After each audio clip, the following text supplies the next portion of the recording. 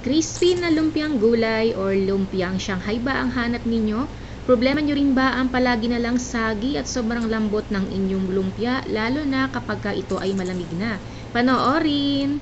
Alam ko naman mga ka-purple, mga mommies na marunong naman kayong gumawa ng lumpia, marunong din kayong magbalot, pero alam nyo ba, isa talaga ito sa biggest talent ko, ang pagbalot ng lumpia. Charis. So alam nyo ba mga ka-purple, kasi di ba problema natin minsan yung pagmalamig na yung ating lumpia, hindi naman maiiwasan na hindi naman natin agad nakakain yung niluto nating lumpia, lalo kapag tayo ay busy. Hindi ba problema natin yung sobrang lambot na niya at napakasagi na niya at nagiging oily na rin siya masyado kapag malamig na.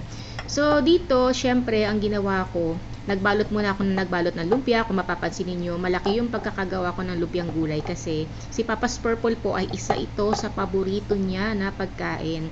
Kaya naman madalas ay nilulutuan ko siya nito. Ang ginamit ko nga ditong bean sprout ay yung nasa lata na with water. Tapos sinala ko na lang siya kasi dito nga yung malapit na grocery store sa amin, walang nabibili na fresh na bean sprout. So dito pagkabalot ko, syempre nga gaya ng sinabi ko, hindi ko muna siya lulutuin kaagad. Lalagay ko muna siya sa ziplock o kaya kung meron kayong container na malaki, ilagay nyo doon.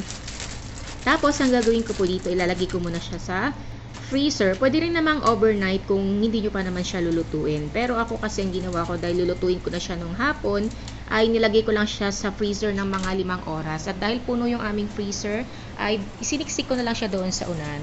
So pagkalipas po ng 5 oras, ayan, frozen na po yung ating lumpiang gulay. Kaya naman ipiprito ko na siya.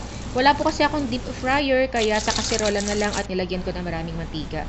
At tara, tikman na natin kung gaano kalutong ang ating lumpia. O diba napaka-crispy niya, tapos isawsaw pa sa spiced vinegar. Talaga naman, panalo sa sobrang lutong. Follow and share. Bye!